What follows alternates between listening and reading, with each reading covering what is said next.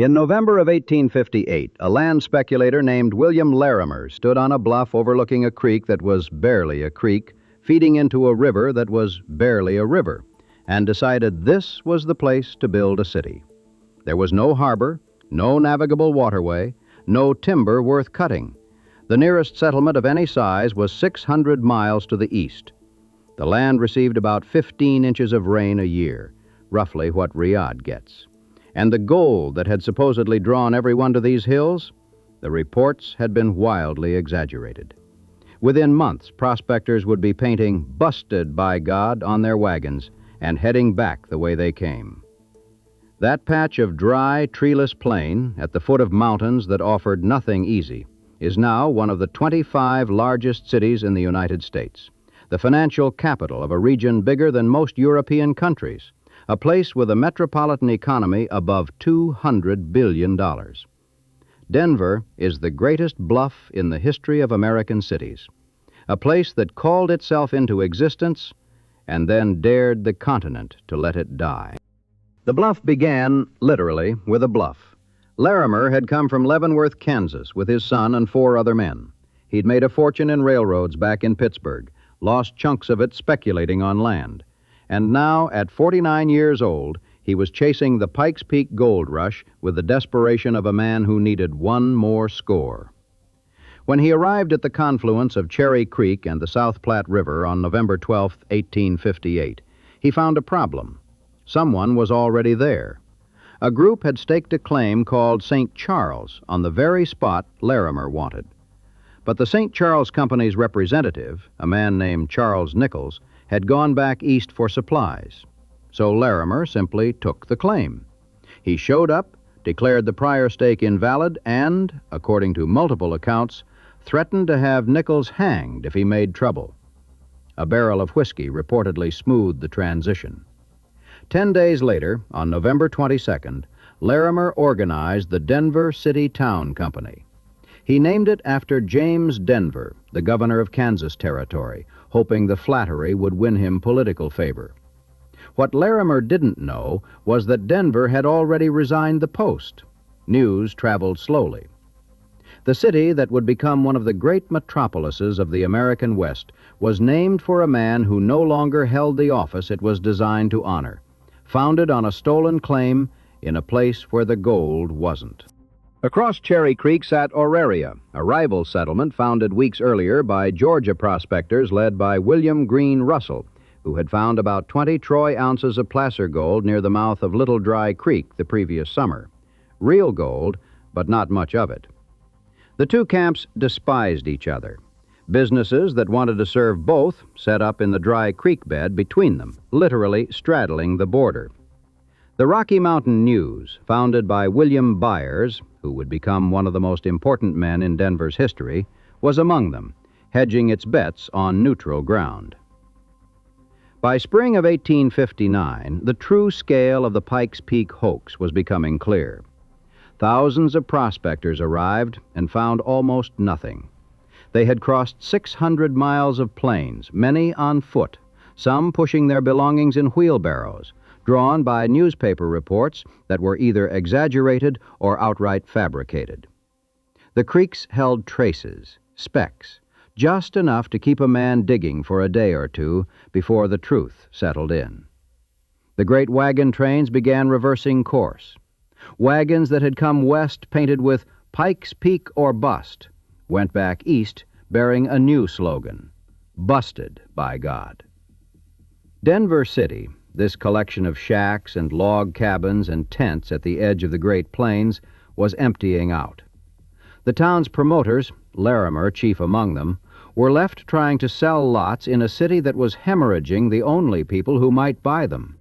And then in May of 1859, a prospector named John H. Gregory struck a major gold lode in the mountains near what would become Central City, about 35 miles to the west. It wasn't at Cherry Creek.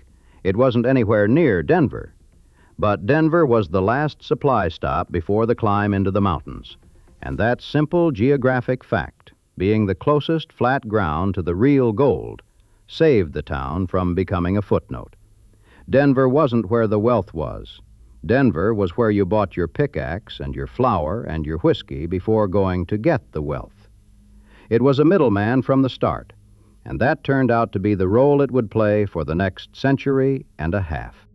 The rival towns merged in April 1860, the ceremony held on the Larimer Street Bridge across Cherry Creek, and Denver became, officially, one settlement.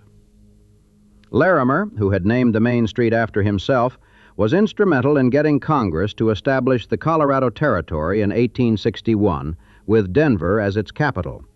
He expected to be named governor. Abraham Lincoln gave the job to someone else. Larimer would eventually leave Colorado and return to Kansas, having founded a city he would never fully benefit from. But the city he left behind was just beginning its education in catastrophe. A great fire in April 1863 burned much of Denver's commercial district to the ground. The following spring, Cherry Creek, that modest trickle that rarely looked like much, surged into a flash flood that killed 20 people and caused $1 million in damage. Henry Brown, a carpenter from Ohio who had arrived in 1860 and was quietly accumulating land, lost his boarding house and his shop to the floodwaters. He would rebuild and keep buying property and eventually own 160 acres on a hill overlooking the city. Remember his name. An Indian war broke out on the plains, cutting stage lines and leaving Denver with only 6 weeks of food. This was a city that kept getting knocked flat. What mattered is that it kept standing back up, and the people who stayed through each disaster were the people who had bet everything on Denver and had nothing to go back to. Then came the crisis that should have killed it for good. In 1867, the Union Pacific Railroad, building the first transcontinental line, chose its route through the west. The tracks would run through Cheyenne, Wyoming, 100 miles to the north, across the easy flatlands and over a natural pass through the mountains. Denver, separated from that route by empty prairie, was bypassed. The significance of this is hard to overstate. In the 1860s, the railroad was the difference between a city and a ghost town. Towns the railroad reached prospered. Towns it missed vanished. There was almost no exception to this rule anywhere in the American West. Thomas Durant, vice president of the Union Pacific, looked at Denver's situation and delivered a verdict that has echoed ever since. The city, he said, was too dead to bury. He was almost right. People began to leave. Businesses closed. The population stagnated. The 1870 census would record only 4,759 residents, essentially no growth from a decade of effort. Territorial Governor John Evans, who had staked his political career on Denver's future, understood the stakes with perfect clarity. Colorado without railroads, he said, is comparatively worthless. What Evans did next was either visionary or insane, depending on how much you trusted a few hundred people on the edge of nowhere to build their own railroad. Evans and a group of Denver's business leaders, David Moffat, a young banker who had come to Denver from New York to open a bookstore and ended up running the First National Bank, William Byers, the newspaper editor who had been boosting Denver since before it deserved boosting, Walter Cheeseman, Luther Kuntz, incorporated the Denver Pacific Railway and Telegraph Company on November 19, 1867. Their plan was to build 106 miles of track from Denver to Cheyenne, connecting themselves to the transcontinental line that had refused to come to them. They had no federal bond subsidy. The Union Pacific, which had pledged to help fund the connection, reneged. Evans went to Congress and managed to secure a land grant of 900,000 acres to encourage investment. But hard cash was scarce. He launched a publicity campaign across Arapahoe County. His partners lobbied wealthy residents. Others persuaded middle-class citizens to buy small amounts of stock. Within several days, they raised $300,000, a meaningful sum, but not nearly enough to build a railroad. The effort seemed on the verge of failure when Evans cobbled together the remaining financing from Eastern investors and that congressional land grant. Ground was broken on May 18, 1868, near where the Denver Coliseum stands today. Nearly 1,000 people came to watch. 2 years later, on June 24, 1870, the first train from Cheyenne pulled into a new station at Wazee and Winecoop Streets in what is now lower downtown Denver. 2 months after that, in August, the Kansas Pacific completed its line from Kansas City. Denver, the town that the Transcontinental Railroad had written off, was now connected in 2 directions. It had built its own salvation with subscription money and stubbornness. The population, which had flatlined for a decade, was about to explode. What made it explode was silver. In 1878, a storekeeper named Horace Tabor was running a general store in the rough mountain town of Leadville, 100 miles southwest of Denver. Tabor was no prospector. He was a failed farmer from Vermont who had drifted west with his wife Augusta during the gold rush and ended up selling supplies to miners. But Tabor had a habit of grub-staking prospectors, advancing them food, tools, and supplies in exchange for a share of whatever they found. Augusta thought this was foolish. Most grubstakes returned nothing. But in May of 1878, 2 German immigrants named George Hook and Auguste Richer, who couldn't pay their tab at Tabor's store, struck a massive silver lode at the Little Pittsburgh mine. Tabor's 1/3 share made him a millionaire almost overnight. He sold his stake for over $1 million and immediately began buying more mines, including the Matchless, which at its peak was producing $10,000 a day. Tabor's money poured into Denver like a river breaking its banks. In 1881, he built the Tabor Grand Opera House at 16th and Curtis Streets, hiring architect Willoughby Edbrook, remember that surname, to design a theater that would put Denver on the cultural map of the nation. No expense was spared.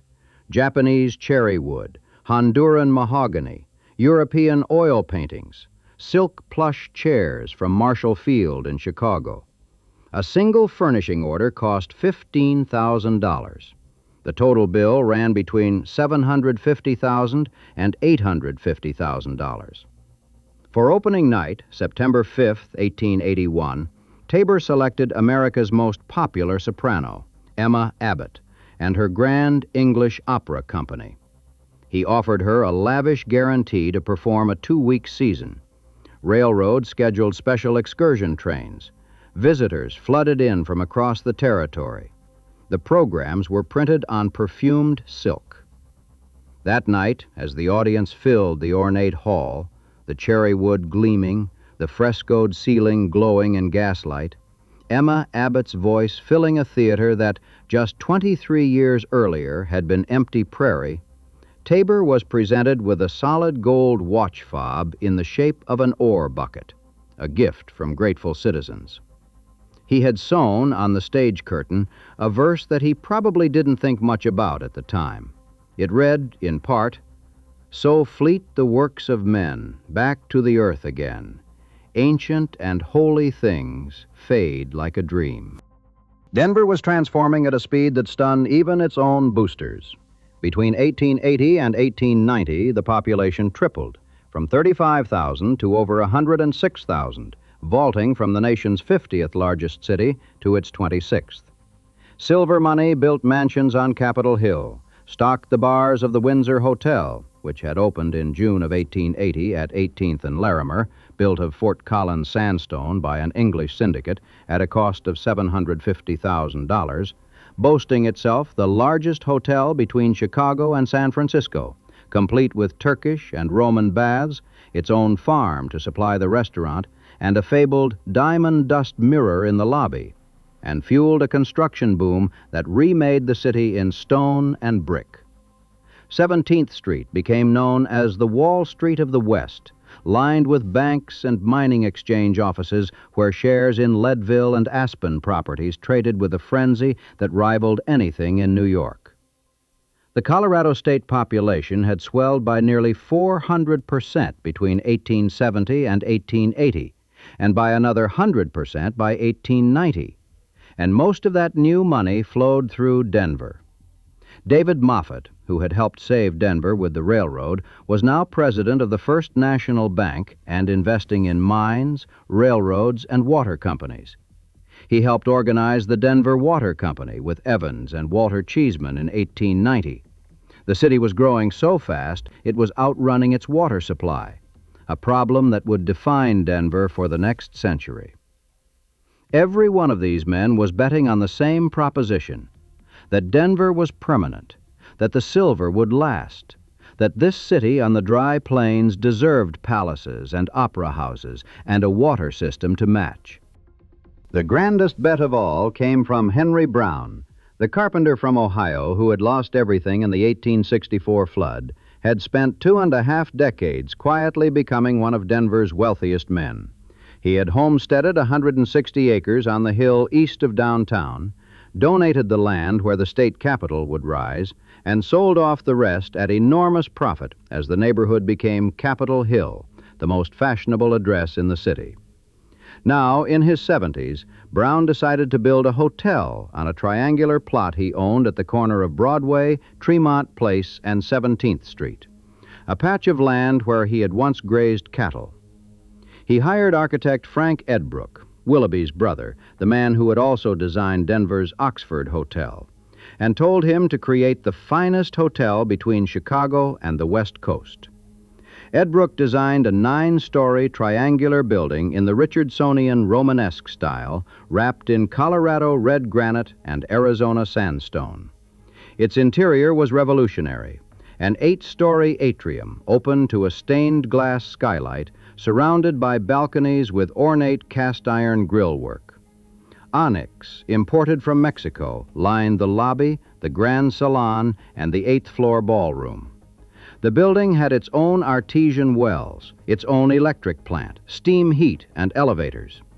Each of the 400 guest rooms had a fireplace and a window. The triangular design made that possible. It was one of the first fireproof structures in America, built with hollow blocks of porous terracotta instead of wood. Scientific American put it on its cover. The total cost was $2 million. Brown paid 3/4 of it himself.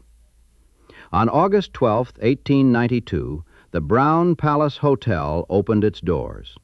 When Denver's socialites stepped into the lobby for the first time, what they saw was unlike anything west of Chicago. The atrium soaring 8 stories above them, the late afternoon light filtering through the stained glass skylight and falling on the Mexican onyx, the ornate iron balconies receding upward floor after floor like the interior of some improbable cathedral. 26 hand-carved sandstone medallions of Rocky Mountain animals decorated the exterior between the 7th-floor windows. Elk, mountain lion, bighorn sheep, as if to remind the building of where it stood. Rooms cost between $3 and $5 a night. The lobby contained a smoking room, a men's bar, a ladies' waiting room, and 18 storefronts. The blueprints alone reportedly required 2 tons of paper. It was, by almost any measure, one of the most ambitious buildings in the American West, a building that declared, in red granite and Arizona sandstone, that Denver was permanent. It had been open for 11 months when the world fell apart. In the summer of 1893, President Grover Cleveland called a special session of Congress to repeal the Sherman Silver Purchase Act, the federal law that required the government to buy millions of ounces of silver each month, propping up the price. The repeal passed. Silver, which had been trading above $1 an ounce, plunged to under 60 cents. The effect on Colorado was immediate and devastating. Mines closed across the mountains. 30,000 miners and smelter workers lost their jobs. They streamed into Denver looking for work that didn't exist. On July 18, 1893, 4 savings banks in Denver closed their doors in a single day, 3 of them permanently. Runs started on the national banks. By the time the panic subsided, 12 banks had failed in Denver alone. Real estate prices collapsed. The streetcar companies couldn't collect fares. The Brown Palace, open for less than a year, was suddenly an extravagant monument in a ruined city. Henry Brown himself couldn't pay his debts on the hotel and was eventually forced to sell. And Horace Tabor, the Silver King, the man who had built the Opera House and given Denver its first real claim to culture, watched his empire disappear. His mines were worthless. His real estate, heavily mortgaged, was seized by creditors. His mansion on Capitol Hill was sold. The Tabor Grand Opera House, that temple of cherry wood and silk where Emma Abbott had sung to perfumed silk programs, slipped from his grasp. He and Baby Doe were forced to pawn their belongings, and the couple who had once been spotted riding through Denver in a coach with 4 horses in gold harnesses became the targets of lawsuits and public ridicule. At 65 years old, the man who had been one of the richest people in Colorado went back to the mines and shoveled slag for $3 a day. In 1898, friends secured him an appointment as postmaster of Denver, a charity position. He moved into the Windsor Hotel, which was by then already declining from its former glory. On April 10, 1899, Horace Tabor died of appendicitis. 10,000 people attended his funeral. On his deathbed, he reportedly told his second wife, Elizabeth, known as Baby Doe, the woman he had scandalized Denver by leaving Augusta for, to hold on to the matchless mine. "It will make millions again," he is said to have told her. Baby Doe believed him. She moved to a one-room cabin at the mine, 12 feet by 16 feet, outside Leadville. She lived there for more than 3 decades, through Colorado winters at 10,000 feet, waiting for the silver to come back. On a day in early 1935, neighbors found her frozen body on the cabin floor. She was 81 years old. The silver never came back. That is where the story of most cities would end. The resource runs out, the money leaves, the people follow the money, and what's left is a small town with big buildings it can't maintain. It is the story of 100 American cities that boomed on one commodity and then faded when the commodity did. Denver knew this script. Denver had watched it happen to Leadville, to Central City, to a dozen mountain towns that went from 10,000 people to a few hundred in a single decade. The question was whether Denver would follow them. It didn't. And the reason it didn't is that Denver, from the very beginning, had been built not on a resource, but on a refusal to accept the verdict of geography. The same impulse that made Evans and Moffat build their own railroad when the Union Pacific bypassed them, the impulse to simply reject the rational assessment and act anyway, now drove the city's recovery. Denver's power elite, bloodied by the crash, set about diversifying with the same manic energy they had brought to silver. They couldn't control the price of metal, but they could control what Denver was for. And what they decided was this: Denver would no longer be a mining city that happened to have other businesses. It would be the supply and processing center for the farms and ranches spreading across the high plains, the financial hub for everything between Kansas City and Salt Lake, and the commercial capital of a region so large that no competitor could touch it. Stockyards and meat packing, flour mills, grain elevators, sugar beet processing, brewing and banking. These became the new economic base. The Denver Union Stockyards, established in 1886, grew into one of the largest livestock markets in the country.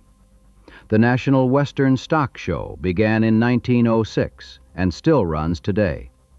The sugar beet industry, which took root after 1900, revived agriculture across the eastern plains. Denver extended its economic reach by railroad into Wyoming, Utah, Montana, New Mexico, and the western edges of Kansas, Nebraska, Oklahoma, and Texas. Not content to be merely Colorado's capital, it positioned itself as the capital of a vast interior region that had no other major metropolis for hundreds of miles in any direction. If you were a rancher in Wyoming, or a farmer in western Nebraska, or a miner anywhere in the Rockies, Denver was your city. the place where you banked, where you bought equipment, where you sold your cattle, and increasingly, where you went for a good time. The city also benefited from a happy accident of chemistry. The silver crash had barely begun when gold was discovered at Cripple Creek on the southwest slope of Pikes Peak in the early 1890s. Unlike silver, gold's price was set by the federal government and immune to the kind of legislative whiplash that had destroyed the silver market. The Cripple Creek district would eventually produce over $20 million in gold per year at its peak, and Denver, naturally, became the processing, banking, and supply center for those operations, too. The discovery of gold at Cripple Creek in the early 1890s, gold, not silver, and therefore immune to the silver crash, brought a new infusion of mineral wealth. The Denver Mint, which had operated as a federal assay office since 1863, received a grand new building in 1906 and began stamping coins. But the most dramatic transformation of the post-crash years came from a rotund, cigar-smoking political boss named Robert Speer, who was elected mayor in 1904 through an election so corrupt, as many as 10,000 fraudulent votes by some accounts, that even Denver's famously flexible electorate raised eyebrows. But Speer, for all his ethical flexibility, had a genuine vision. He had attended the 1893 World's Columbian Exposition in Chicago and been dazzled by the White City, that temporary neoclassical paradise on the shores of Lake Michigan. He came home determined to turn Denver from a dusty, unplanned mining camp-turned city into what he called Paris on the Platte. What Speer did over his 3 terms as mayor, 1904 to 1912, and again from 1916 until his death during the Spanish influenza pandemic in 1918, was impose the City Beautiful movement on Denver with a forcefulness bordering on obsession. He tamed Cherry Creek, the same creek that had flooded and killed 20 people in 1864, turning it into a tree-lined waterway with a boulevard running alongside it. He built Civic Center Park, a neoclassical ensemble of public buildings and monuments between the state capitol and the city hall.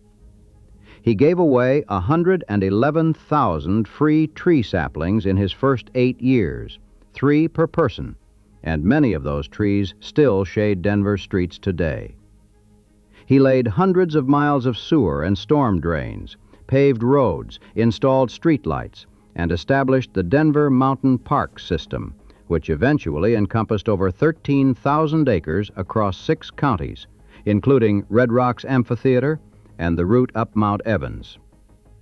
Denver, which had nearly died as a mining town, was being reborn as something entirely different, a city that sold itself on beauty, climate, clean air, and access to the mountains.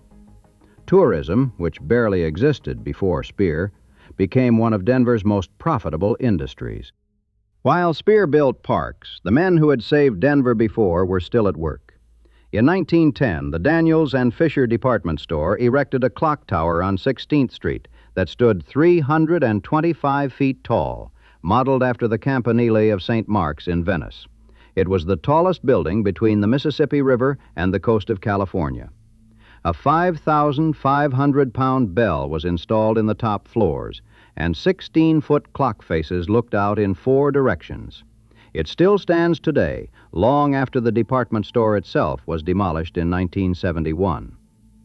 A city that had been a collection of shacks 50 years earlier now had a Venetian bell tower and a Parisian park system. And then there was David Moffat's last ruinous obsession. Moffat, who had arrived in Denver in 1860 as a 21-year-old bookseller, who had helped build the Denver Pacific Railway, who had become president of the First National Bank and invested in over 100 mines and 9 railroads, had one dream that consumed the final decade of his life: a railroad directly west from Denver through the Rocky Mountains to Salt Lake City. Cheyenne had its route to the north. Pueblo had one to the south. Denver, despite everything it had built, still lacked a direct western connection through the mountains. In 1903, Moffat created the Denver, Northwestern, and Pacific Railway and began building. The first stretch ran over Rawlins Pass at 11,660 feet above sea level, the highest standard gauge railroad ever built in the United States. The views were spectacular. The operating costs were catastrophic.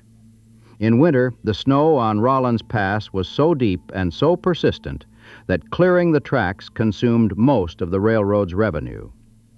Moffat knew from the beginning that the real solution was a tunnel through the Continental Divide, but he couldn't raise the money. His competitors, the Union Pacific and the Western Pacific, blocked his railroad from using Denver's Union Station, forcing him to build his own small depot at 15th and Bassett, 3 blocks away. Eastern financiers, pressured by Moffat's rivals, refused to invest. Moffat poured $14 million of his own fortune into the railroad. It cost $75,000 a mile. The man who had once been among Denver's wealthiest citizens slowly went broke in the service of an idea that most people told him was impossible. On March 18, 1911, David Moffat died in a New York hotel room at the age of 71. He had traveled east one more time to try to raise money for the tunnel. He failed. His death was officially attributed to heart failure, though many speculated about suicide. The financial pressure had been enormous. He had spent everything. The tunnel existed only in his plans. It took 11 more years. Moffat's allies kept lobbying for the tunnel, but the opposition was fierce.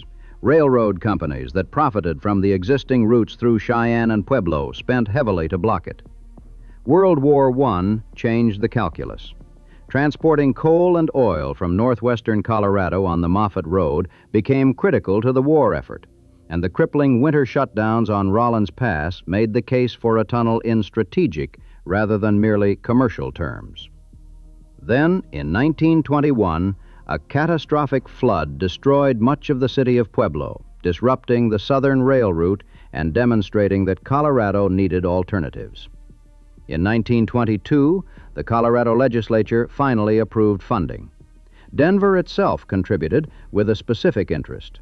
The parallel pilot bore would eventually become a water tunnel, carrying western slope snowmelt under the mountains to a city that desperately needed it. Construction began in 1923. 2 tunnels, a railroad bore and the pilot bore, running parallel through 6.2 miles of the Continental Divide under a shoulder of James Peak. Roughly 800 men worked the headings from both sides, advancing an average of 21 feet a day. The rock was treacherous.